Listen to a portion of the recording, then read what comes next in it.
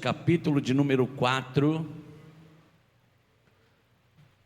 versículo 16 até o versículo de número 25.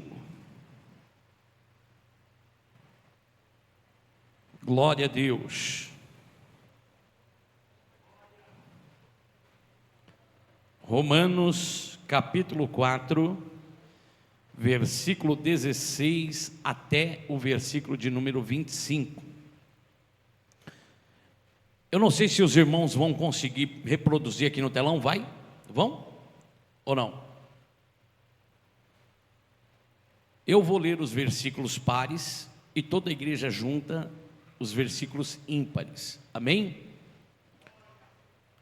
Glória a Deus.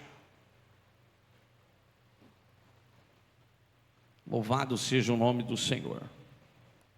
Bom, para não perdermos tempo, na verdade é uma pena que esse telão não funcione na minha hora, porque eu tenho muito apreço por esse telão para poder parafrasear os versículos escritos na mensagem. E eu gosto de mostrar, eu sou meio... A igreja de Bereia era assim. Romanos capítulo 4, versículo de número 16. Assim está escrito: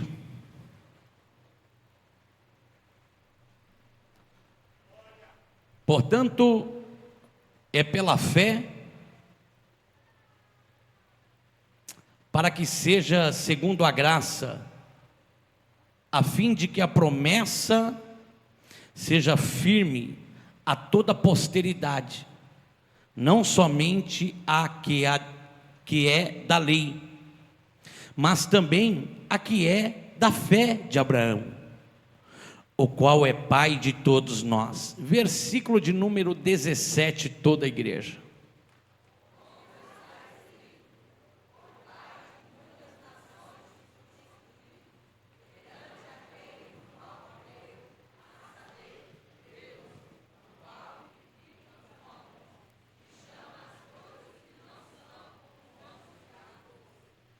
O qual em esperança creu contra a esperança, tanto que ele tornou-se pai de muitas nações, conforme o que lhe fora dito, assim será a tua descendência. 19.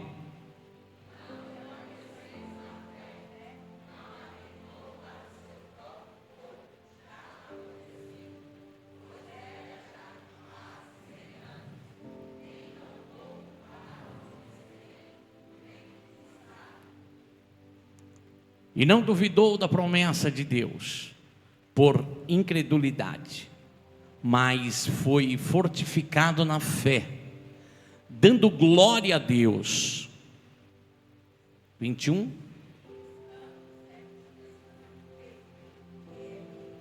Um, dois, três.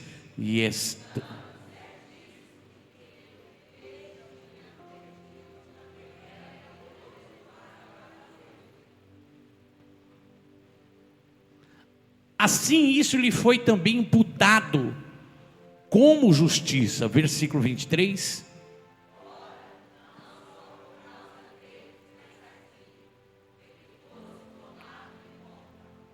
Mas também por nós, a quem será tomado em conta? Os que cremos naquele que dentre os mortos ressuscitou a Jesus nosso Senhor. Versículo 25.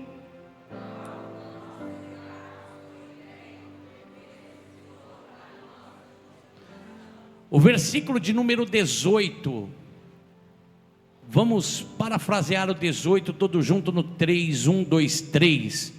O qual em esperança creu contra a esperança. De novo, o qual em esperança creu.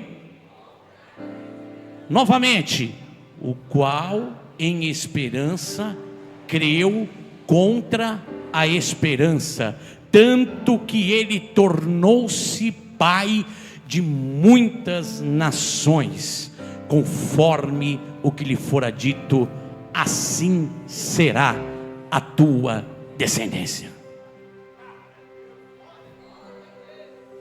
Glória a Deus. Eu já devo ter pregado sobre Abraão umas 1000 vezes, mas todas as vezes que eu olho para Abraão, eu vejo uma nova mensagem. E aqui neste tema em apreço, quero falar sobre esperando contra a esperança. Eu vou repetir de novo, para que você possa ter certeza daquilo que eu vou falar. Esperando contra a esperança. Meus amados e queridos irmãos, quando nós lemos em Provérbios, capítulo 13, versículo 12, nós vamos observar que ali está escrito que a esperança que se adia, ela adoece o coração, porque esperar não é para qualquer um. Esperar talvez seja uma das maiores dificuldades existenciais na nossa vida. Esperar. Na verdade, a nossa paciência, ela é curta, e nós queremos tudo ao nosso tempo, da nossa maneira, do nosso jeito, na nossa agenda, com a nossa pressa. Nós estamos vivendo no século 21, e esse século, ele é marcado pelo imediatismo. É o fast food, são as coisas rápidas. Nós estamos acostumados com esse tipo de lei do imediatismo. Nós queremos as coisas para ontem. Então, para nós esperar um dia, esperar um mês, ou esperar um ano, é muito difícil, porque parece uma eternidade, e nós não conseguimos suportar a espera. Nós temos fastio de filas, de demora. Assim nós fomos sendo gerados. Então, é um momento que nós vivemos de uma grande dificuldade para quem precisa esperar. Haja vista que muitas pessoas que começou conosco já não se encontra mais. Por quê? Tiveram fastio de esperar, não conseguiram esperar, não tiveram força para esperar. Dada isso, surgem algumas questões sobre essa tal da esperança. E em primeiro lugar eu quero destacar as pessoas que têm uma esperança e que não se desespera. Existem pessoas que têm uma esperança e não se desespera dela, e isso de certa forma é bom. Gente que espera e mais espera, e fica esperando, e fica esperando, e fica esperando, e mais espera, Por exemplo, existe uma Odisseia, onde conta sobre Penélope e Ulisses, que Penélope amava muito Ulisses, e Ulisses era um homem de guerra. Em determinado momento ele foi para a guerra e começou a se demorar, a se demorar, a se demorar e a se demorar, ao ponto que parecia que Ulisses não voltaria mais. E nessa Odisseia conta que as pessoas chegavam, porque Penélope era uma mulher muito formosa, e os homens daquela época queriam casar com ela. E vendo que Ulisses não voltava mais, e já era dado tantos anos, ela lançou algo sobre aqueles homens, dizendo: olha, eu farei uma túnica mortuária, aquela que veste pessoas após a morte. E quando eu tiver completado essa túnica mortuária, eu certamente escolherei um homem dentro de vós para me casar. Mas a história vai dizer que toda noite que Penélope estava terminando aquela túnica mortuária, ela pegava do seu crochê o fio de linha e desfazia tudo aquilo que ela tinha feito. E assim ela esperava mais, ela ia esperando mais, e ela esperava o regresso de Ulisses. E a grande realidade é que Ulisses demorava a chegar, então ela fazia de novo aquela túnica, e na noite que estava para se concluir aquela túnica, ela pegava o fio de linha e desfazia toda aquela túnica, e isso durou 20 anos, aleluias, ela esperando, até que um dia Ulisses voltou.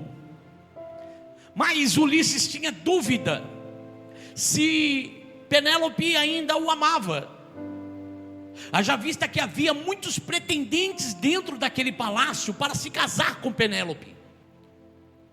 E a história conta que Ulisses voltando, ele se veste então, se ultraja de mendigo, e ele entra dentro do palácio, todo vestido de mendigo, e bem maltrapilho mesmo, ele chega perto de Penélope e pergunta para ela: Penélope, posso te fazer uma pergunta? E ela: sim. Tu ainda amas Ulisses? Tu ainda o espera? E ela disse: sim, eu amo e eu o espero. A história vai dizer então que Ulisses, ele se revela, e ele mata todos os pretendentes que queriam se casar com Penélope no reino. E ele acaba ficando com Penélope e se casando com ela. E aquela história mostra alguém que espera e não se desespera. A segunda classe são aquelas pessoas que se desesperam e não suportam esperar. Essa é uma classe crítica e muito perigosa. Pessoas desesperadas e que não aguentam esperar. Conta-se uma história de um médico que o seu filho foi acometido de uma doença incurável, e ele não aguentava de ver as dores que o seu filho passava. Ele, desesperado em saber que não havia cura para a doença do seu filho, ele não aguentava ver o menino se contorcer de tanta dor. Ele toma uma decisão querendo acabar com o sofrimento do seu filho. Então ele opta para a eutanásia, e o seu filho então morre. O seu filho morre, e ele então sepulta o seu filho. E no caminho, conta a história que no caminho do cemitério, do cemitério a caminho de casa, o seu telefone toca. E do outro lado é um amigo que está ligando para ele, um outro médico, com uma fala bem entusiasmada, dizendo: Pedro, Pedro, Pedro. Aquele outro médico não sabia que ele estava vindo do cemitério, mas ele está bem entusiasmado, dizendo: Pedro, Pedro, Pedro, você não sabe o que nós acabamos de descobrir. Nós descobrimos a cura, o remédio da cura para o seu filho. Pessoas desesperadas, que não suportam esperar. Em contrapartida, aqueles que vivem um desespero sem esperança. Pessoas que vivem um desespero sem esperança. Como aquele homem, há 38 anos, enfermo, estava no tanque de Betesda. Jesus se aproxima daquele homem, e a pergunta do Senhor Jesus é óbvia, e ele diz para aquele homem: queres ser curado? Mas a grande realidade é que aquele homem não tinha mais esperança. A sua fala vai dizer isso. Quando Jesus diz para ele: olha, queres ser curado? Ele bastava ele dizer sim ou não quero ser curado. Sim, eu quero ser curado, ou não, eu não quero ser curado. Mas a história vai dizer que ele começa a contar uma história, e ele está dentro de um pragmatismo, e ele começa a dizer: olha, é o seguinte, Jesus está dizendo: você quer ser curado? E ele começa: Senhor, quando as águas é agitada, não tem ninguém, sabe, desce outro além de mim. Ele convivia com a falta de esperança, a falta de pessoas, a necessidade de uma ajuda. Ele não tinha ninguém, não tinha esperança. E era o caso desse paralítico. Outros, em quarto lugar, que esperam com segurança. E esse quarto lugar é uma esperança muito bonita, porque é a esperança do cristão. Ele espera com segurança. E isso é muito lindo, porque lendo certa feita sobre Spurgeon resolve fazer uma visita em um hospital aonde um amigo pastor estava internado em estado gravíssimo, um estado já que não tinha solução. Spurgeon entra lá dentro daquele hospital para levar uma mensagem de conforto, uma mensagem de poder e salvação. Mas a história vai dizer que Spurgeon sai daquele lugar mais crente, porque quando ele começa a abrir a boca, esperando que aquela pessoa que tivesse naquela situação estivesse sem esperança nenhuma, o que ele ouve é algo maravilhoso para os seus ouvidos. Ele se depara com alguém que era muito mais crente que ele. Então Spurgeon sai daquele hospital com uma mensagem que dizia o seguinte: pregue aos homens aquilo que possa capacitá-los para enfrentar a morte sem medo, e pregarão a Jesus Cristo. Pessoas que esperam com segurança, mas finalmente Nós temos alguém aqui que espera e esperava contra a esperança. E quem era essa pessoa? Abraão.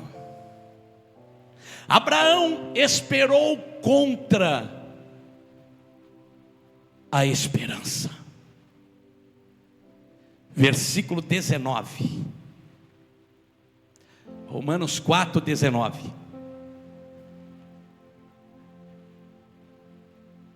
18.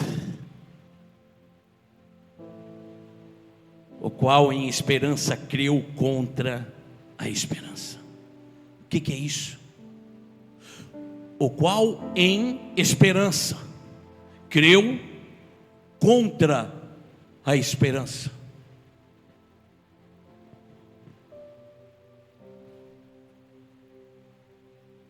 Porque ele não tinha o que esperar, a não ser nas promessas de Deus. Esse tipo de pessoas são pessoas que permite o extraordinário acontecer na sua vida. É aquele que espera contra a esperança.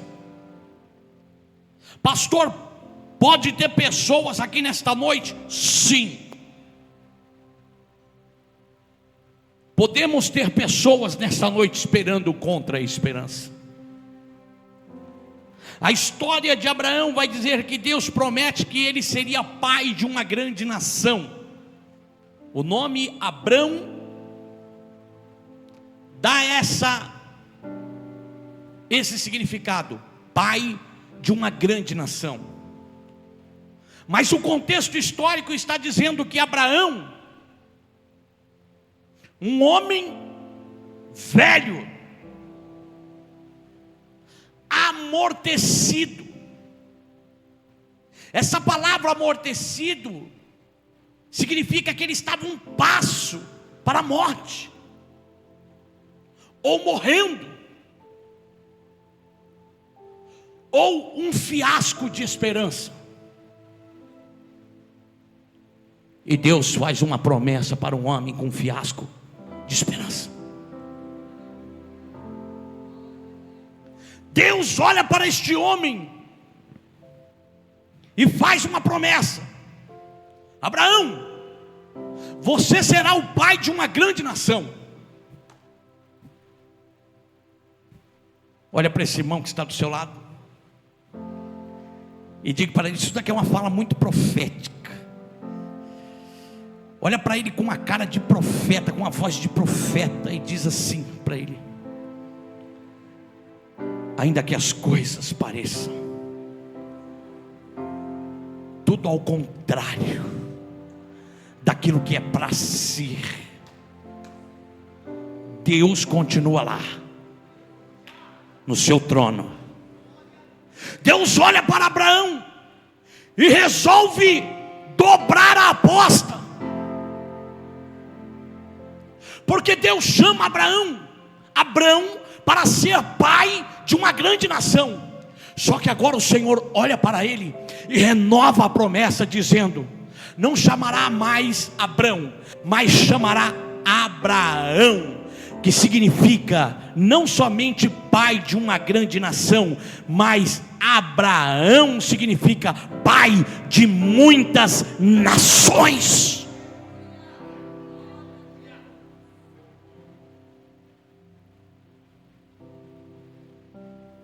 Quando Deus ele faz uma promessa, Ele não quer saber aonde você mora, quantos anos você tem, se você tem uma conta bancária boa, mora numa casa própria, ou se anda de busão. Deus lá de cima conhece a tua vida e resolve apostar tudo em você. Deus, quando nos faz uma promessa, Ele não nos olha na condição social, material. intelectual. Não. Deus, Ele está procurando somente quem crê. Pessoas diferenciadas. Aleluias. A Bíblia vai dizer que ele não tinha um filho ainda. O verso de número 19 vai dizer que o seu corpo estava amortecido.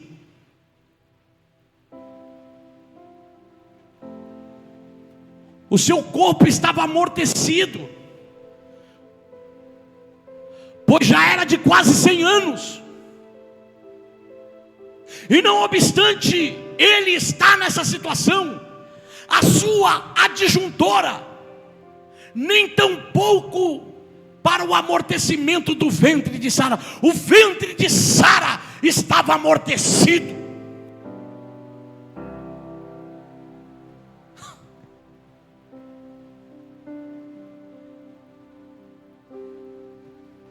Tem coisa que me deixa mais crente. Sara tem 90 anos. A Bíblia diz que já havia cessado o costume que as mulheres tinham, que era costume de relacionamento conjugal. Ela não se deitava mais com Abraão. Já estava todo mundo conformado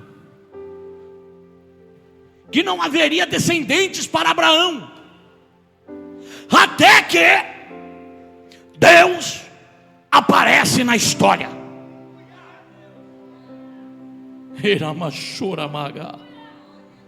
Aleluias. A possibilidade era muito remota,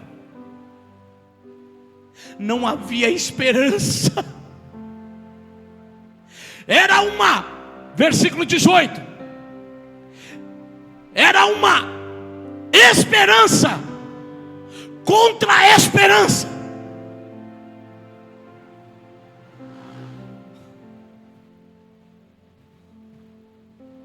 Aleluias.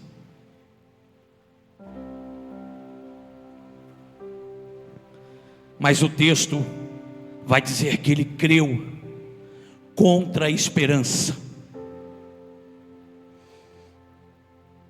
O texto vai dizer que ele creu contra a esperança. Oh, Deus maravilhoso. Aleluias. E aqui eu inicio a minha mensagem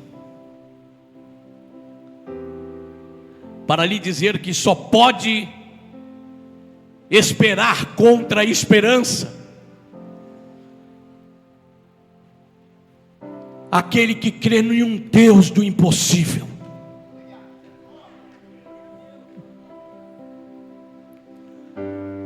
Eu vou repetir de novo, que possa ser que você não entendeu.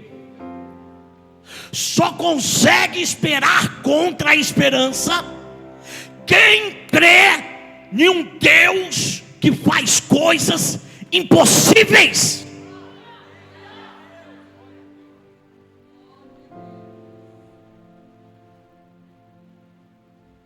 Quando tudo diz que não, tua voz me encoraja a prosseguir.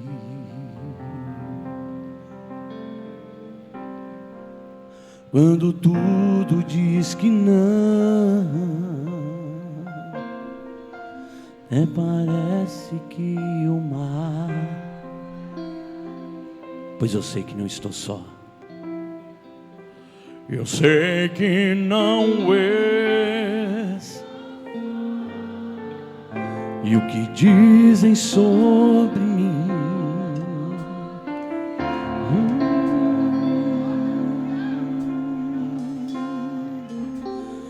venha em mim e cumpra em mim. O Deus do impossível desistiu de mim. Sua graça me sustenta e me faz prevalecer. O Deus do impossível não desistiu de mim.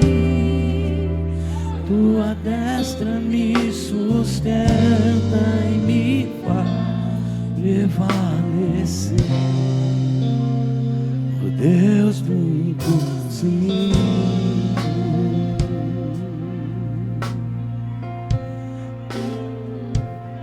Somente consegue ter uma fé de esperar contra a esperança quem acredita no Deus do impossível. Esse tipo de pessoa não espera olhando em possibilidades terrenas. Esse tipo de pessoa, ele espera olhando para o céu. Quando tudo diz que não, tua voz me encoraja a prosseguir.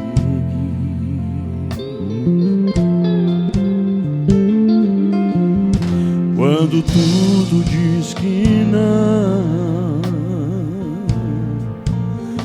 parece que o mar não vai se abrir. Pois eu sei que não estou só. Eu sei que não estou só. E o que dizem sobre mim não pode se mostrar. Venha em meu favor e cumpra em mim. Você pode levantar a tua mão. Deus do impossível não desistiu de mim. Tua destra me sustenta e me faz prevalecer. O Deus do impossível não desistiu de mim. Não desistiu de mim. Tua destra me sustenta e me faz prevalecer.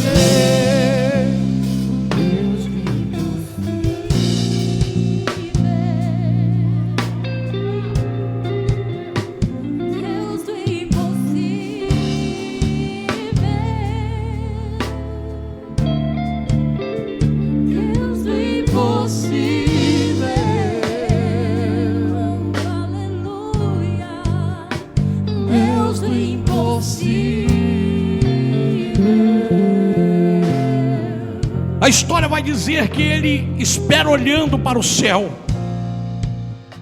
porque a sua esperança estava no Deus do impossível, o Deus que opera a maravilha.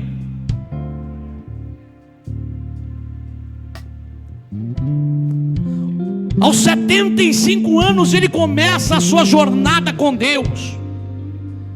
Isso é maravilhoso. Por quê?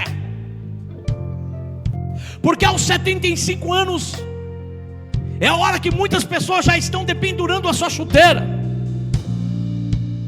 já estão jogando a toalha. Mas aqui a história está dizendo que Abraão está começando.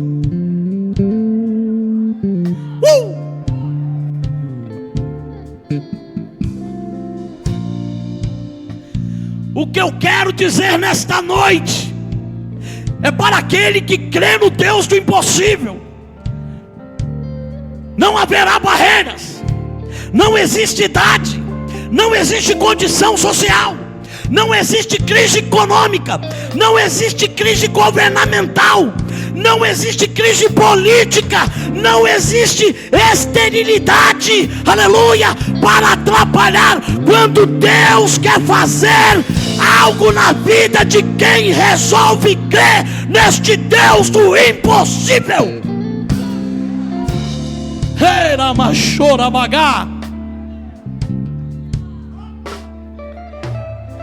A Bíblia vai dizer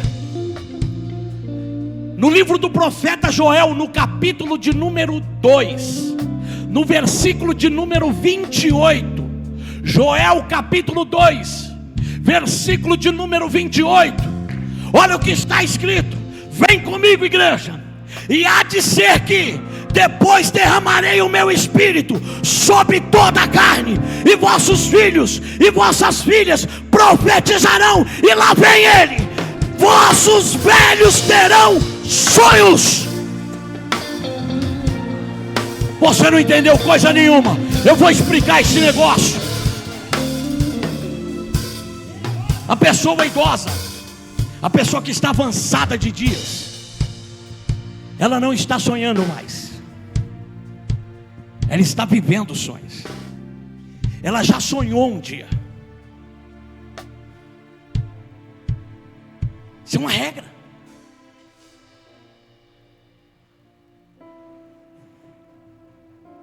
Olha o que está escrito nesse versículo. É lógico que Joel, ele não está dizendo um sonho daquele que você come uma feijoada e vai deitar e está pesado e tem aquele sonho. Não. Esse sonho que Joel está dizendo é algo profético. Ele está dizendo o quê? Eu vou descodificar o que Joel está dizendo aqui. Joel está dizendo que quando o Espírito é derramado, as pessoas ficam cheias.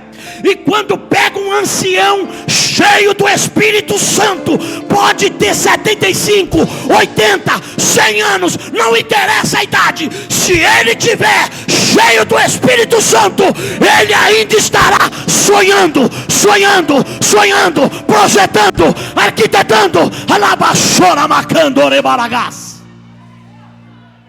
Pega no ombro desse irmão que está do seu lado e fala: talvez você que entrou neste lugar nesta noite não esteja mais sonhando por causa das crises, mas a partir de hoje o ruach, o Espírito irá ser soprado sobre a tua vida, e você vai voltar a sonhar de novo. Você vai voltar a sonhar de novo. Você vai voltar a sonhar de novo. Você vai voltar a sonhar de novo.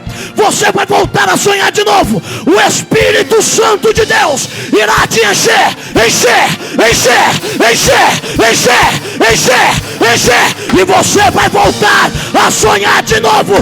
Abraão estava cheio, cheio, cheio, cheio. Por isso que ele creu.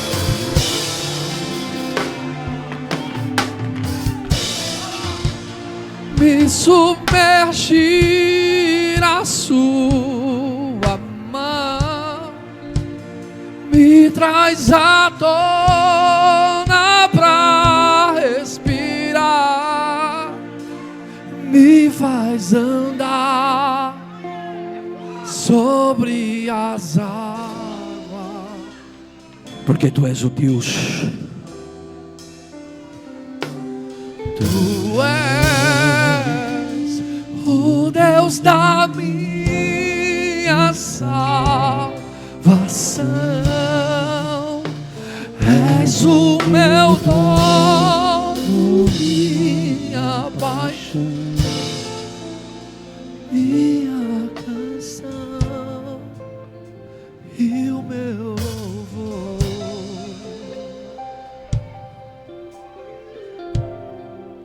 Talvez você entrou aqui nessa noite,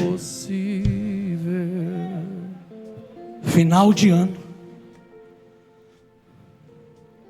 tudo que você projetou não aconteceu ainda, tudo que você sonhou para a tua vida não foi realizado, as coisas não deu muito certo, frustrado, decepcionado, desacreditado, porque ainda não aconteceu o que era para acontecer. Mas eu tenho uma palavra para a sua vida. Promessa de Deus é realidade. Promessa de Deus e realidade são as mesmas coisas.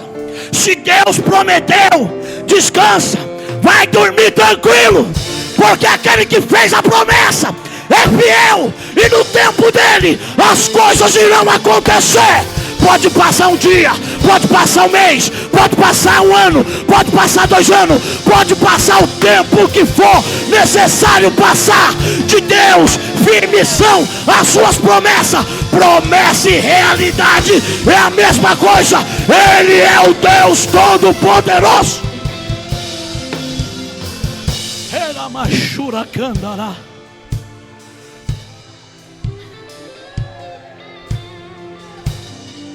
Oh Deus, Rei Candiorema. Para Abraão, as coisas não estavam favoráveis, mas o versículo 20, as coisas não estavam muito boas. Ah, de Candioremaras. Quando eu estava debruçado nisso, eu estava chorando por Deus. Meu Deus, como é poderoso a tua palavra, Senhor. E as coisas não estavam se encaixando, a conta não estava batendo, porque a promessa do Senhor era contra a esperança que ele tinha, porque ele era velho e a mulher dele era estéril. E aí?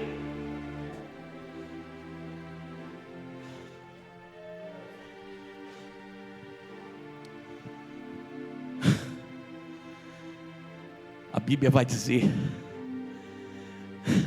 ele não duvida, ele não duvidou,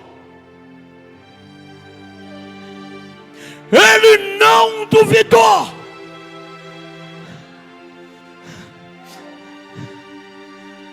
Mas a Bíblia vai dizer que cada dia mais ele se fortificava, ele se fortalecia. Na verdade, com o tempo que ia se avançando, era para ele se enfraquecer. Mas a Bíblia diz que acontecia ao contrário, ele ia se fortalecendo. Sabe por que ele ia se fortalecendo? Porque ele andava dando glória a Deus. Você não entendeu, irmão? Eu tenho que te explicar de novo isso daqui, porque é muito forte. Aleluias. Ele vai andando e dando glória. Ele vai andando e dando glória. Ele vai andando e dando glória. Não aconteceu hoje, ele continua andando e dando glória. Não aconteceu amanhã, ele vai andando e dando glória. Chegou no final do ano, aleluia, era para ter revestido de frustração, decepção, porque não aconteceu aquilo que ele tanto estava esperando. Mas a Bíblia diz que ele continua dando glória.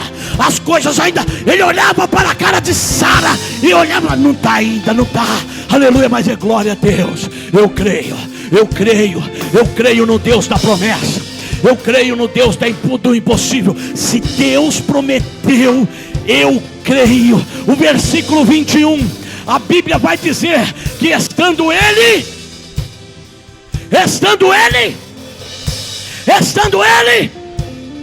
certíssimo,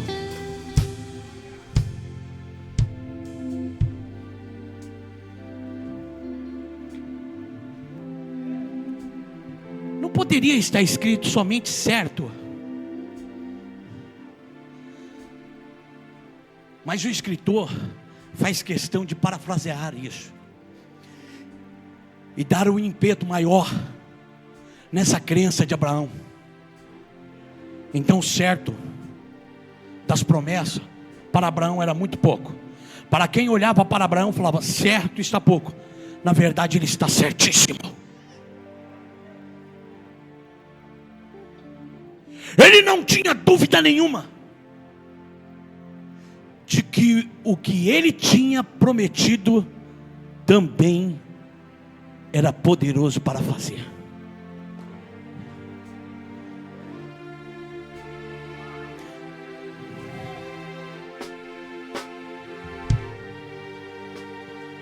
Canchoremagas Heramantura Massandarachas. O tempo de Deus. não é o meu tempo. Abraão estava certíssimo. Virou o ano e Abraão certíssimo. Entrou o ano de 2024 e não tinha acontecido, e Abraão crendo de uma forma certíssima. Estava virando o ano de 2025 e Abraão arredava o pé na sua fé, e ele continuava crendo de uma forma certíssima.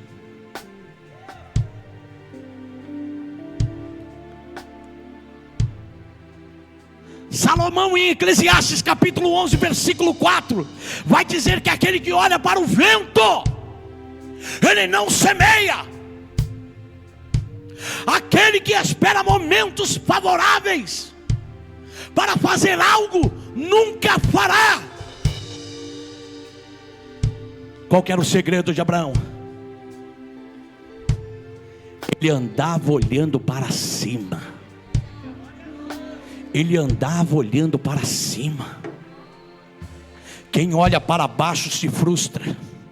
Quem olha para cima espera contra a esperança.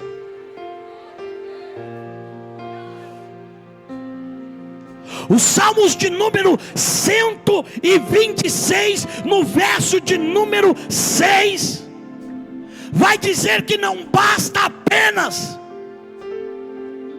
chorar, espernear, é preciso andar enquanto chora. Está doendo? Vai chorando, mas anda. Está doendo? Está doendo, mas eu não paro.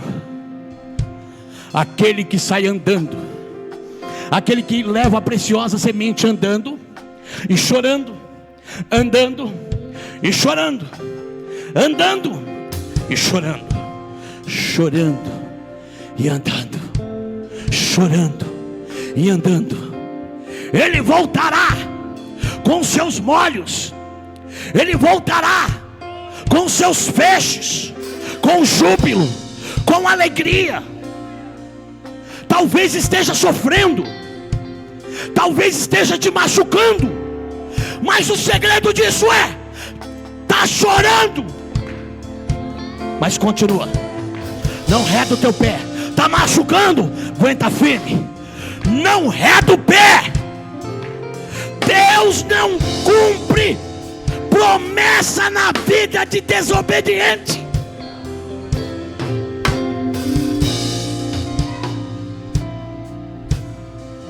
Comanaço cantor e manacho comandarás. Aleluia. O mais incrível de tudo isso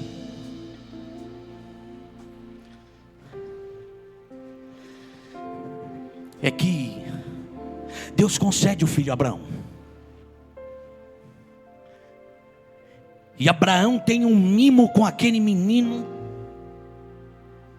tão desejado.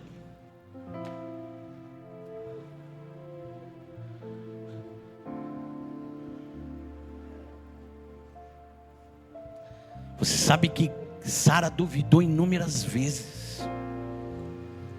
Quando os anjos desceram na porta da tenda para conversar com Abraão, os anjos olharam e falaram: Abraão, daqui o tempo de uma vida nós retornaremos e Sara terá em seus braços um menino. Lá dentro da tenda, Sara está assim, ó, toda desacreditada. Ai, ai, ai. Aí o anjo olha para Abraão e fala: chama Sara aqui para fora. Chama Sara aqui para fora. Quando Sara sai para fora, o anjo olha para ele e fala: por que você riu? E ela olhou e falou: não ri não. E o anjo fala: riu sim. Lógico que você riu. Eu vi quando você riu.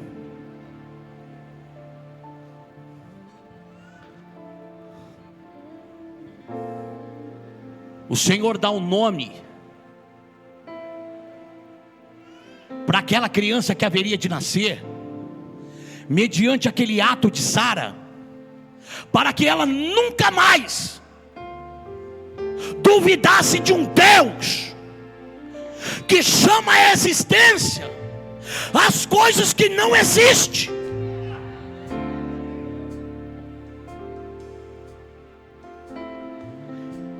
E então Deus manda Abraão colocar o nome dele de Isaque. O nome Isaque significa riso, porque Sara riu, ela duvidou. Então todas as vezes que ela tinha que chamar aquele menino, era como que Deus estivesse dando um puxão de orelha nela. Riso, vem aqui. Olha para esse irmão que está do seu lado, porque o que eu prego aqui, escuta aqui que eu estou falando, olha para mim. Primeiro, eu estou pregando aqui, Deus vai fazer milagres na vida de pessoas que estão esperando aqui. Eu tenho plena certeza. Se você não tem fé para isso, eu tenho fé para mim e para você. Vai ser tanta resposta.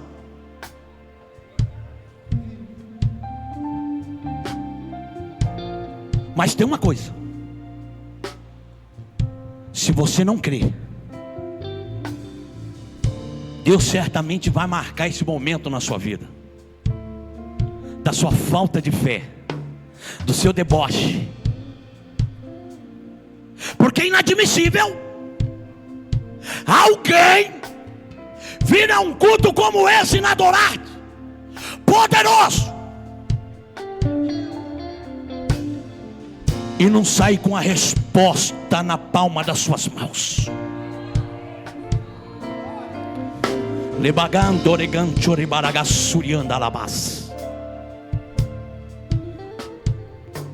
Todas as vezes que Sara tinha que chamar, ô riso, parece que ela se lembrava, ela rindo dentro da tenda, e o anjo falando, manda ela vir aqui. Eu não ri não, senhor. Riu sim.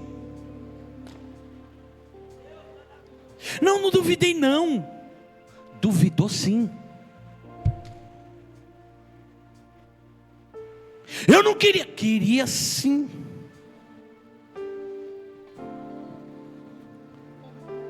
Deus olha para Abraão, o menino tem aproximadamente de 14 para 17 anos, a idade o suficiente para aguentar um feixe de lenha nas suas costas.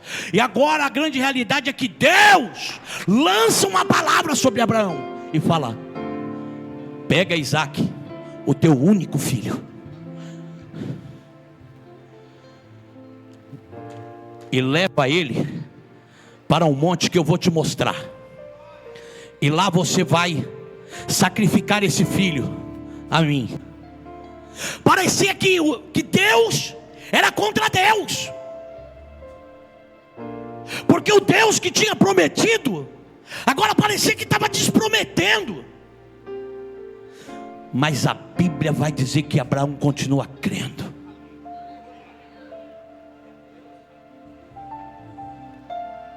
A Bíblia diz que eles caminham 3 dias. 3 dias.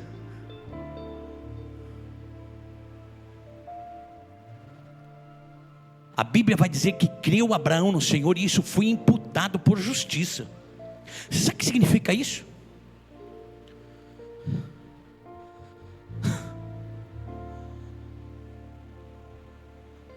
A crença que Abraão teve foi uma crença diferenciada dos demais que tinham chegado até aquele momento. Você lembra que Jesus ele se depara com um centurião, e o centurião olha para o Senhor e fala: mestre, o meu criado está lá em casa e ele está moribundo. E aí o Senhor olha para ele assim e fala: eu vou com você até na sua casa, eu vou lá na sua casa. E aquele centurião olha e fala: não, mestre, não precisa, eu sei que o Senhor é muito ocupado, manda só uma palavra, manda só uma palavra, e o meu criado vai ser curado, porque eu também tenho homens ao meu governo, e eu digo vai, e ele vai, eu digo vem, e eles vêm. Jesus, olhe,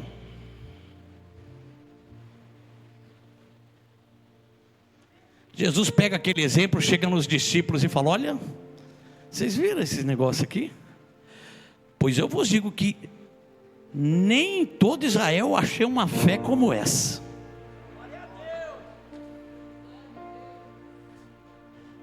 Tem pessoas que se destacam no meio da multidão. Tem aqueles que se prostram, é lamúria, eu vou morrer. Não. Quando descia o anjo, muitas das vezes tinha pessoa que via um anjo, desmaiou. Até que um anjo resolveu descer na frente de Jacó.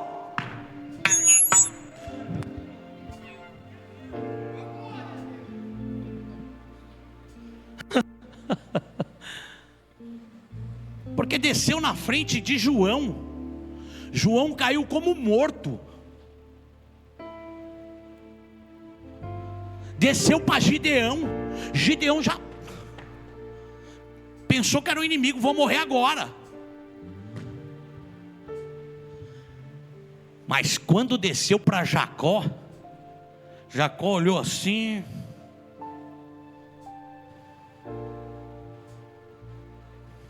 O que é? Você está pensando o quê? Quem é você? Você veio aqui a mandar do meu irmão, né? E o anjo só olhando para ele. Daqui a pouco os dois mas travam a luta. Aquele anjo se ele tivesse que descer de novo, eu ia falar: Senhor, manda outro, porque eu não vou descer de novo. Com Jacó eu não desço mais. Mas ó, e Jacó está assim, ó. E o anjo está desvencilhando dele. E ele, daqui a pouco o anjo vai e toca na juntura da coxa. Aí Jacó está mancando. Mas mesmo assim ele está lutando. Mesmo assim ele não desistiu. E ele está se arrastando até que o anjo fala: eu vou embora. E Jacó segura, deitado no pé do anjo. Aí pronto, meu amigo. Sabe qual é o significado do nome Jacó? Aquele que agarra.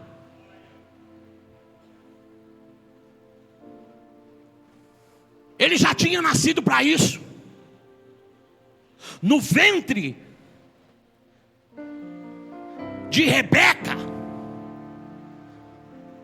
ele lutou com Esaú lá dentro do ventre. E quando Esaú foi sair primeiro, ele grudou no calcanhar de Esaú. Ele falou: não, calma aí, você quer sair? Então vai sair nós dois juntos. Mas sozinho você não vai sair não. E a história vai dizer que ele sai agarrado. Mas agora ele está lutando com um anjo. E o anjo chega a suplicar: Jacó, deixa eu ir. A Bíblia está dizendo que o anjo não prevalecia. É a Bíblia que diz. A Bíblia diz que quem estava prevalecendo era Jacó. O anjo teve que suplicar, falou: Jacó, deixa eu ir embora. Eu preciso ir embora. A alma já está indo. Jacó olha para ele e fala: então fala pelo menos o seu nome. Fala teu nome.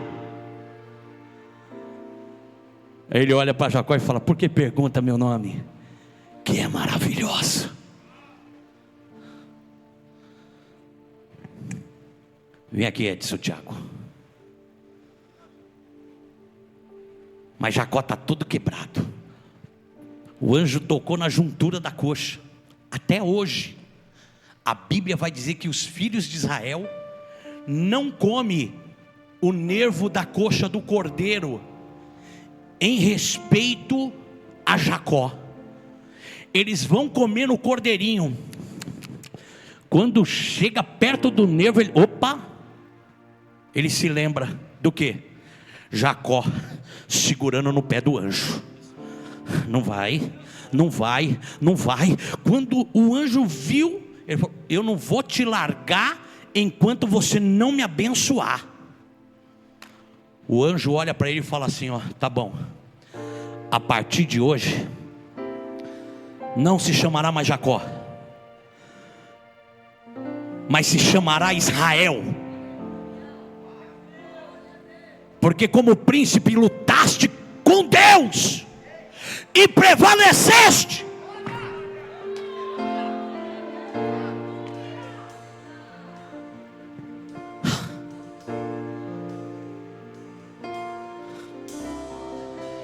Deus está procurando alguém para imputá-lo como justiça. Alguém que tenha a fé de Abraão, a coragem de Jacó, o amor de João, a canção de Davi, o choro de Maria Madalena. Reiramachura cantore malagás. Se coloca de pé. Se coloca de pé.